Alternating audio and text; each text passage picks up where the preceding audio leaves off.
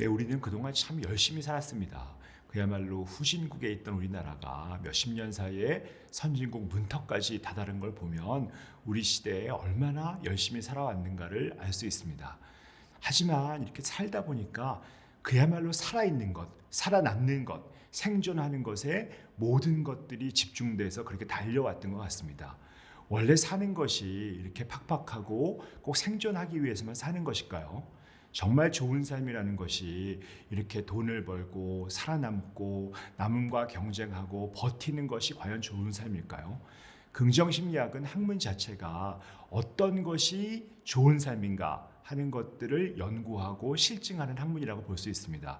사실 알고 보면 단순히 살아남는 것은 더 이상 좋은 삶이 될 수 없는 시대가 분명히 열렸습니다. 그래서 우리는 분명히 선진국에 왔는데도 불구하고 많은 분들이 별로 행복해하지 않습니다. 어떻게 보면 불행이 이 사회를 덮고 있다고 볼 수 있고, 내가 왜 살아야 되는지, 어떤 의미를 가지고 어떤 가치를 향해서 살아야 하는지 잘 알지 못하는 분들이 너무 많이 있습니다. 우리는 이제 거의 분명히 선진국에 와 있지만 사람이 살아가고 그 어떻게 살 것인가, 또 어떤 것을 위하여 살 것인가 하는 것에 대해서는 후진국보다 못하다고 해도 과언이 아니라고 할 수 있습니다. 이 시대에 우리에게 진정 필요한 것은 어떤 것이 좋은 삶이고, 어떤 것이 가치 있게 사는 것이고, 어떻게 살아야 행복하게 사는 것인가 하는 것이라고 할 수 있을 것이고, 그것을 알아내는 것이 바로 긍정심리학적 개입이라고 볼 수 있습니다. 그 중에 가장 중요한 것이 바로 성격 강점을 이용하는 것인데요. 인간은 누구나 갖고 있는 본인의 강점이 있습니다.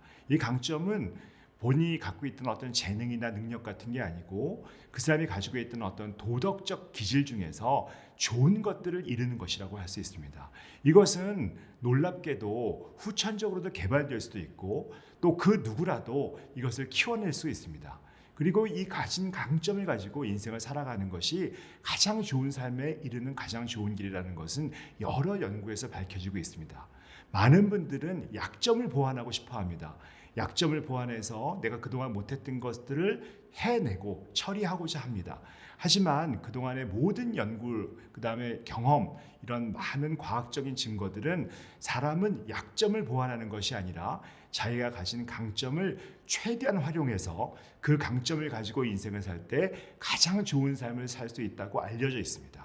우리는 이 강점을 알아내고 그 강점을 자기 삶에서 활용하고 그것으로 살아가는 것이 바로 긍정심리학적 개입을 통해서 아름다운 삶, 좋은 삶, 의미 있는 삶, 가치 있는 삶을 살아가는 가장 기본적인 방법이라고 할 수 있습니다. 그래서 누구라도 강점을 배우고 강점을 익히고 강점을 내 삶에 구현하고 살 수 있는 그런 것들을 배워나가는 것들이 반드시 필요하다고 할 수 있습니다.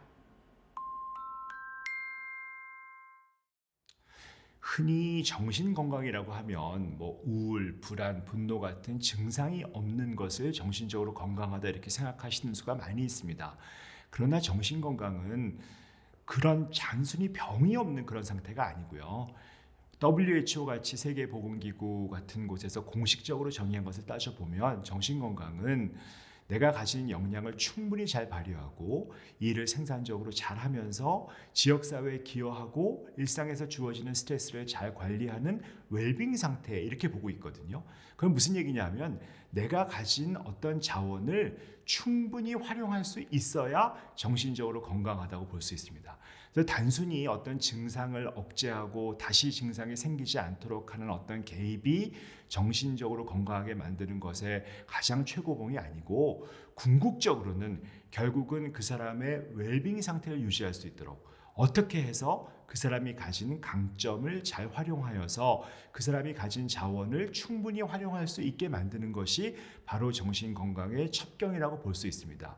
예를 들면 우리가 심한 우울에 시달리고 있다라고 했을 때 그 우울이라고 하는 증상을 없애는 것이 중요한 게 아니라 그 사람은 과연 어떤 강점을 가지고 있는가, 어떤 친교의 강점을 가지고 있고 사랑의 강점을 가지고 있을 수도 있고 또 탐구의 강점을 가질 수도 있고 성실한 그런 강점을 가지고 여러 가지 강점을 가지고 있는 사람들이 굉장히 다양한 모습을 보이고 있지 않습니까?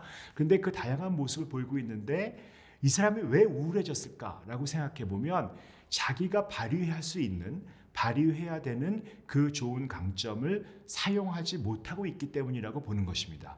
그래서 이 우울할 때 증상, 그 우울 증상을 해결하는 데 초점을 두는 것이 아니고 그 사람이 가진 강점을 알아내고 그 강점을 잘 쓸 수 있도록 만드는 것에 개입의 초점을 두는 것이 바로 긍정심리학적 개입이라고 볼 수 있고, 실제로 이런 것은 임상실제에서도 많은 도움을 받고 있습니다. 많은 분들이 단순히 증상을 올리고 하는 것들의 어떤 개입을, 전통적인 개입을 하다 보면 본인의 어떤 자원을 충분히 발휘하지 못하는 상태에서 단순히 증상이 없는 상태로 가기 때문에 틀림없이 다음 기회에 또 스트레스를 받으면 심한 우울에 재발하는 수가 많이 있습니다. 그런데 내가 가진 강점을 잘 알아내고 그것을 발휘하고 살 수 있으면 그 삶 자체가 의미 있게 되고 가치 있게 되기 때문에 사실 어려운 스트레스를 받고 힘든 일을 겪더라도 우울증이 재발 확률이 굉장히 떨어진다고 볼 수 있습니다. 우리가 봤을 때 단순히 그 나쁜 상태에서 보통 상태 이렇게 끌어올리는 것이 치료의 목적이 아니고 이 보통 상태를 지나 웰빙의 상태까지 올라가야 혹시 잘못되더라도 정상 상태까지 내려올 수 있는 거거든요. 결국 그래서 우리는 웰빙을 지향하는 것이고, 웰빙을 지향하기 위해서는 근본적으로 자신이 가지고 있는 강점을 알고 활용할 수 있어야 되기 때문에 일정한 어떤 치료 측면에서도 긍정적인 치료를 한다라고 할 때는 성격 강점을 활용하는 것이 반드시 필요하다고 볼 수 있을 것 같습니다.